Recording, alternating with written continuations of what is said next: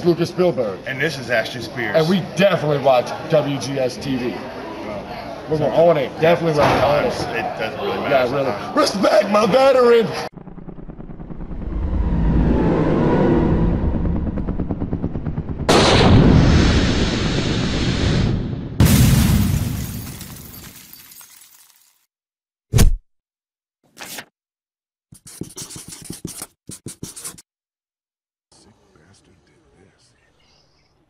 Hello everyone, welcome to another installment of WGS-TV right here on YouTube.com/WrestleGamer and ZFX-TV. I'm the WrestleGamer at Davey, and this is going to be the Impact Wrestling review for the week of July 10th, 2014. I'm going to introduce the panel for this week's Impact Wrestling review. First off, ladies and gentlemen, the hardcore host of Hardcore Wrestling Radio is back with us. Ladies and gentlemen, Rick Head. Rick, how you doing? You know me, I'm always doing good, and of course, I got my sidekick here with me, my sweetheart with me, Ms. Jacque Schitt. Hello. Miss Schitt, how you doing? Wonderful. I can't believe I even asked that. No offense to you. I'm taken. And ladies and gentlemen, from YouTube.com/LanceMossTV, he is the incomparable Lance Moss. Lance, how you doing? I'm doing pretty good. Let's have some fun. And yes, ladies and gentlemen, we'd like to honorably mention our next reviewer from the Bay Area MVP, known as Will, who has apparently taken a liking to some scissors. Bay, I have to ask, what are you doing with those scissors? Is there something you need to tell us? It looks rather creepy as Will is getting off on his scissors. I can't believe I just said that. Dixie Carter's not on TV. You call him William Scissorhand? Anyway, ladies and gentlemen, we opened up Impact Wrestling this week with Kurt Angle making the announcement of the 20-man over-the-top Battle Royal and called Willow out to try to convince Willow to let, quote, Jeff Hardy come back for one night. Now, Rick, you can't really fault Impact Wrestling and TNA for doing what they're doing to try to draw out, you know, the bigger draw, because technically when it comes to gimmicks in wrestling right now, Jeff Hardy has always been a bigger draw than Willow, since Willow is just kind of the fresh new character for Jeff Hardy as of late. But for those of people who do follow Impact Wrestling on their website, Rick, they kind of spoiled it. Yeah, I mean, I'm going to be honest with you. I've never really cared for the whole Willow gimmick myself. So I think it was kind of needed. And let's be realistic. TNA itself is kind of a, it's not hard to spoil anything with TNA because everything's like 4 or 5 weeks in advance. So let's be real. Until TNA starts broadcasting live, everything is going to be spoiled. So, that's TNA's fault, nobody else's. Miss Schitt, what have your thoughts been about Willow and what you've seen out of him? Well, every time I think of Willow, I just think of the movie from, like 1988, so that's all, I mean... Where's an invisible ring when you need one? Yeah, exactly. But that's pretty much how we opened up Impact Wrestling. As we go to the opening match, the TNA Tag Team Championship on the line, the Wolves taking on Magnus and Bram. And one thing you got to say about the Wolves and TNA, Lance, is that they must have a lot of faith in Eddie Edwards and Davey Richards, and rightly so, to be their tag team champions. These two guys are just a phenomenal tag team. Definitely. I mean, granted, the tag team division in TNA not as strong as it used to be. It ain't even a tenth of what it used to be, let's face it. Neither is the whole roster, but that's another story. But yeah, I mean, the finish, oh my god. This was just high spot after high spot. I loved it. Yep, it's definitely what makes one of the Wolves a team to watch in Impact Wrestling. Another thing to watch, Bobby Roode, again, calling out MVP. Obviously, Roode wanted to get his hands. We'll probably see something along the lines, either if not at Bound for Glory or possibly even Destination X, as Bobby Roode attempted to go after MVP. Out comes Kenny King. Eric Young tries to come make the save, and Lashley ends up spearing Eric Young, and that's pretty much how we leave the segment. However, what I would really have to consider best match of the night, Will, the X Division Championship on the line, Sanada and Austin Aries. Now, in my opinion, Will, just because they've taken the championship off of Sanada doesn't really, in my eyes, diminish him at all, because he put on one hell of a match with Austin Aries.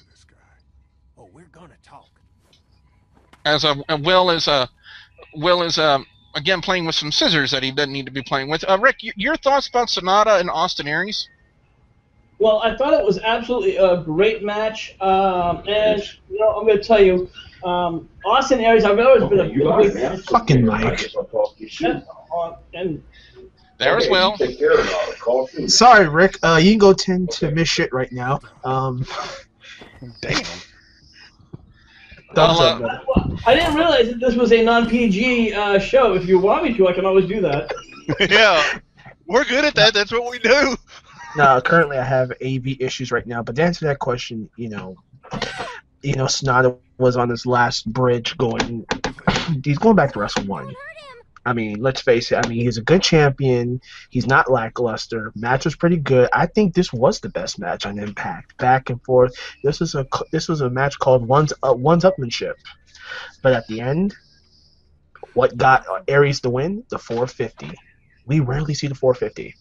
That really did not hit the mark. Yeah, it didn't land right whatsoever.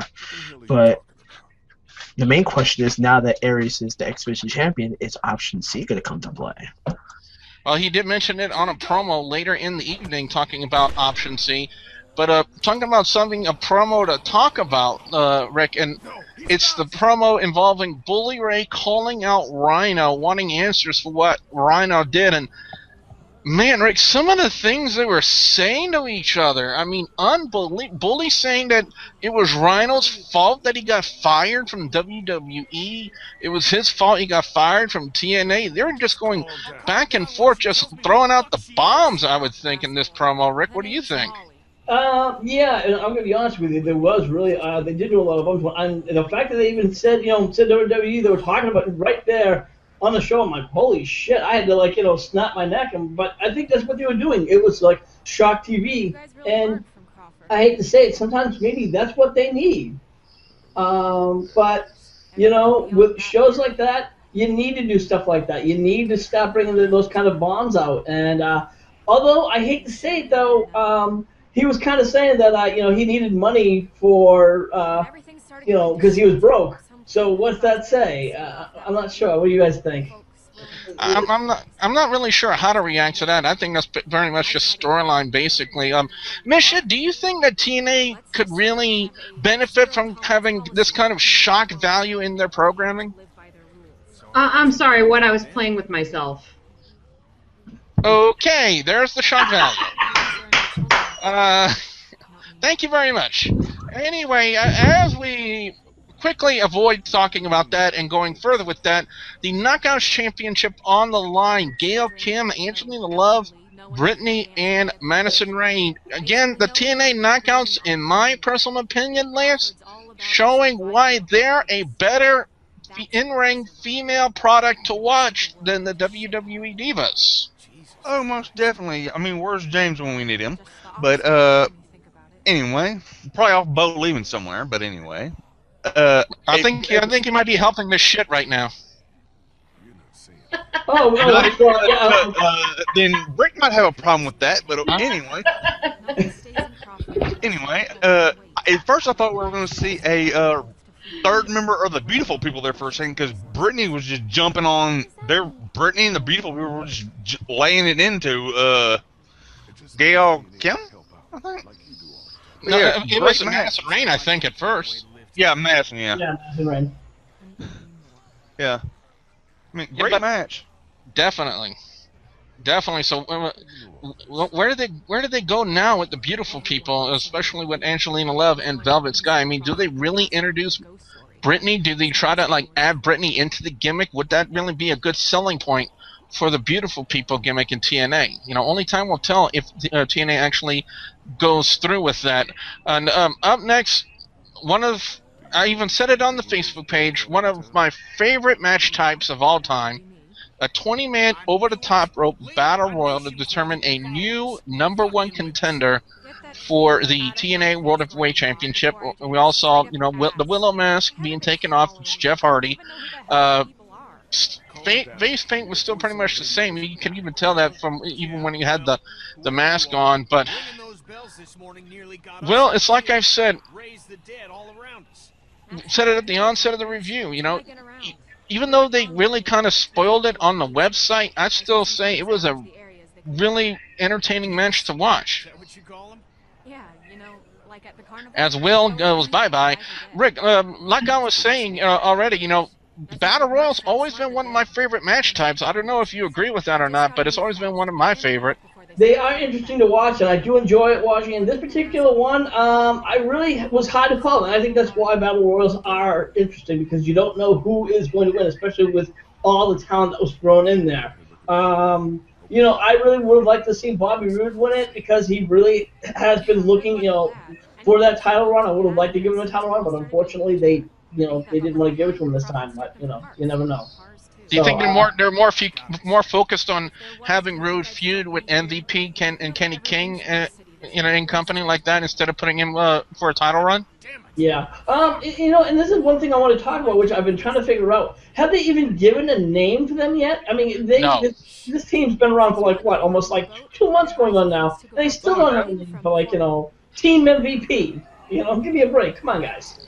Yeah, that's all they can come up with. Miss Schitt, do you feel that, if you're knowing the result ahead of time before watching the match, do you think it kind of diminishes the entertainment value in your eyes? Not necessarily. I mean, you can still watch it and be entertained by something, even knowing the outcome of, a program, any program.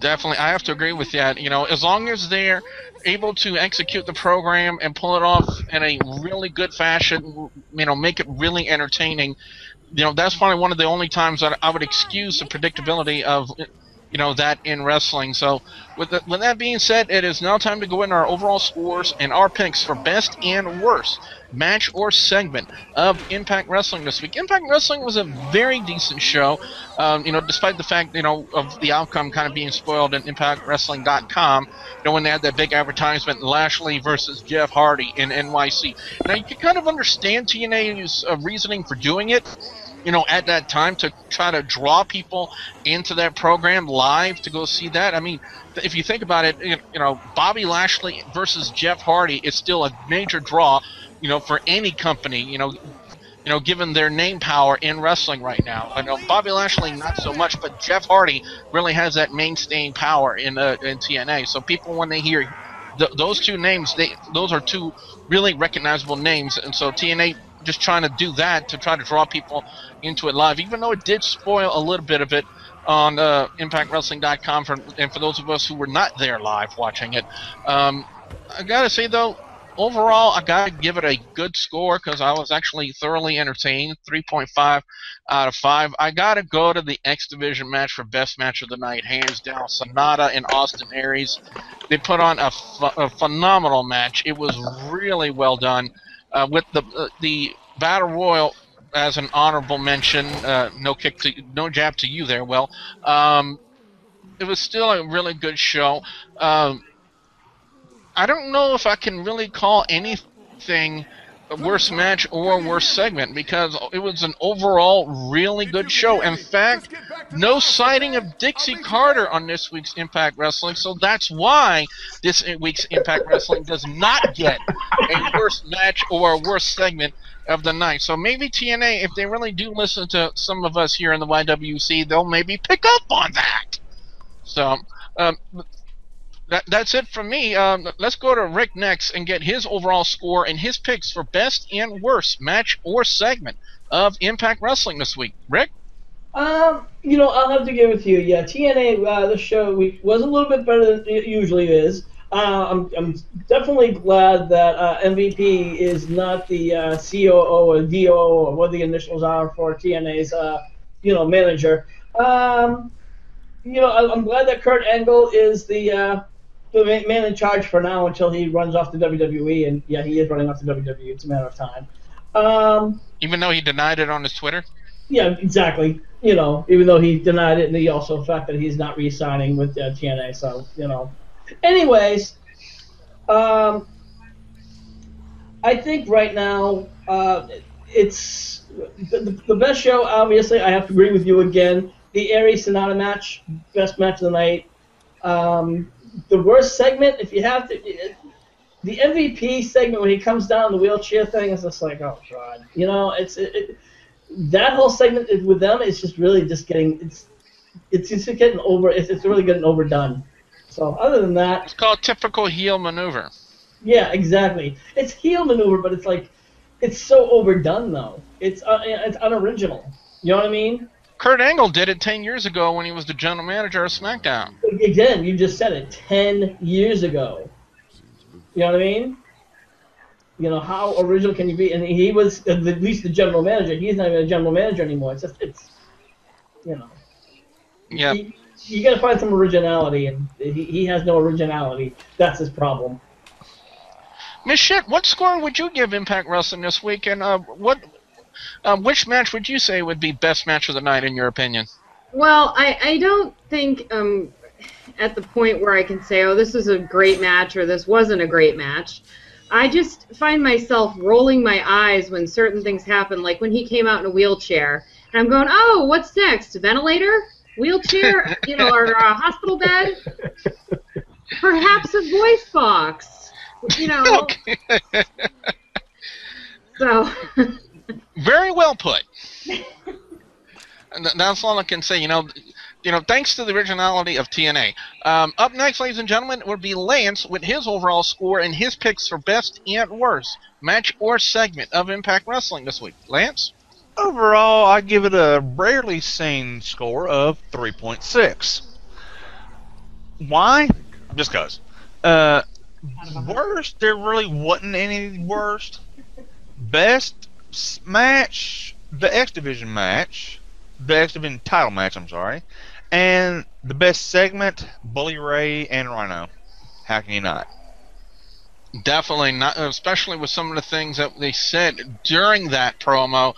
So it's good to see Rhino on TV again, to be, in my honest opinion.